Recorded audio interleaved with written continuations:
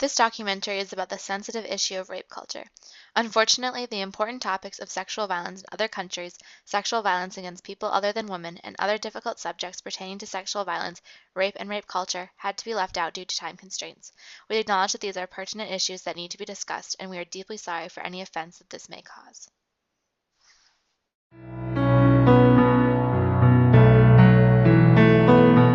Of 100 rapists, only 3 ever see time in jail. So rape culture is more of a society's attitudes and practices and behaviors that could either emphasize or tolerate or actually perpetrate sexual violence behaviors. And what I mean by that is things like victim blaming when rape allegations come forward, kind of how media, whether it's advertising or just a person's socialization in objectifying women's bodies, so that we put a lot of emphasis on what women look like or that they're more of an object. Advertising is riddled with that objectification. The most current example I can take is the song Blurred Lines by Robin Thicke.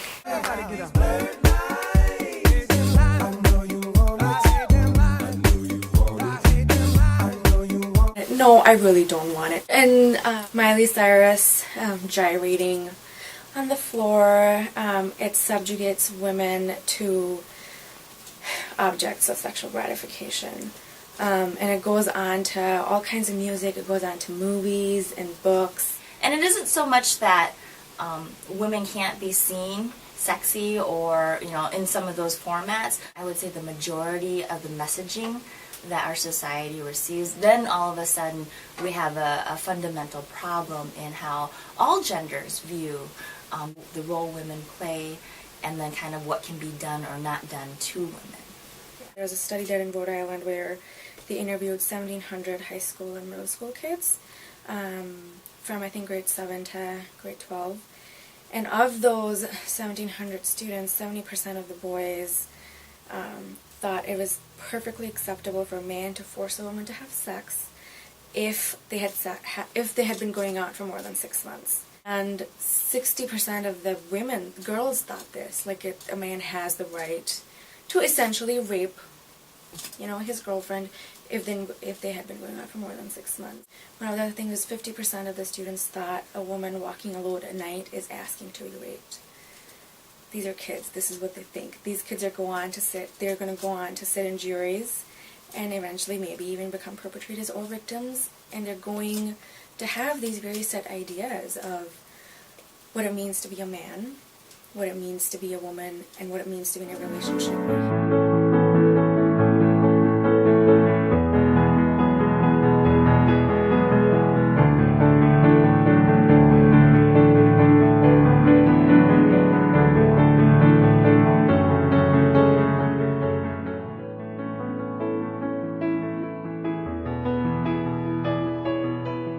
The kind of victim blaming that happens for sexual assaults, it doesn't happen for any other crime. No one says to a homicide victim's family, like, well, he was kind of being a jerk, obviously he was going to get murdered. So when we start using this logic of victim blaming, the victim was asking for it, it kind of fails miserably. If we convict rape crimes of any kind of sexual trauma, the same way we convict homicides, this world would be a much better place. But you'll never hear a defense lawyer ask the victim of a robbery, what were you wearing when you were walking down the street? The simple reality is that there are going to be times when the victim is going to face some level of questioning or scrutiny around their involvement, their actions, their behaviors, their conduct in a given case. And that makes it tough for people to come forward. We do have a lot of statutes in place, a lot of laws in place that are meant to protect victims when they get on the stand. Like, you're not allowed to mention the person's sexual history, but you can suggest it. And the jury is the jury, and they are going to say if they are good. They do a lot of victim blaming. So no one wants to go through that process. No one wants to sit through a trial and listen to her personality and her identity be completely shattered. just because she was raped.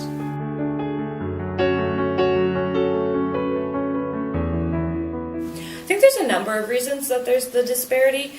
First and foremost is that most women don't report the sexual assault.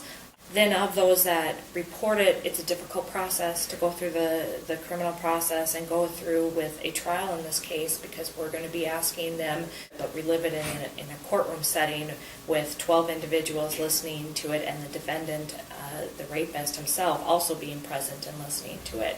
So oftentimes a number of victims, even if they do report it, don't want to be a part of that process.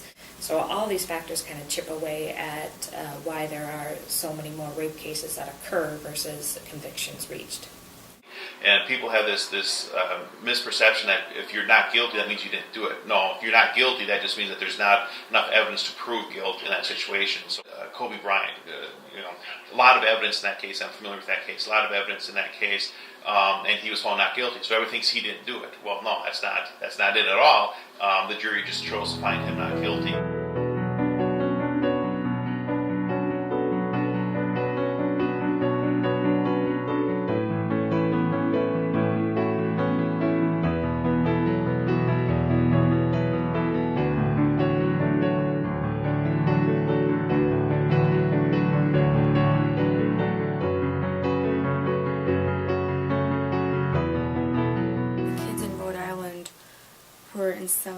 In grade 7 and think that if a woman is walking alone at night, she's asking to be.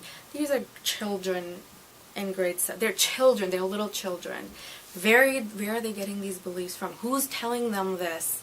That it is okay for you as a boy to force yourself upon another individual. So the conversations need to start very early on about respect, about personal space, about equality, to stop making fun of sexual trauma. We need to get a dialogue going so that it's not uncomfortable for rape victims or kids to talk about any kind of sexual trauma. It's going to take a really, really, really long time to teach them healthy norms, to teach them that gender roles are not biological, they're a social construct, and we get to decide I get to decide what kind of a woman I want to be. Throughout this documentary, 84 women have been shown. Statistically, 21 have or will be raped in her lifetime. Rape culture victimizes all women and does not discriminate. If you or anyone you know has been sexually assaulted, you are not alone. There are many resources to help you that include but are not limited to the police, local crisis centers, as well as the National Sexual Assault Hotline at 1-800-656-HOPE. Just tell us that you were raped, or tell us the story, so if it happens to somebody else, we now have yours at least documented. Because most rapists don't stop. They'll do it again.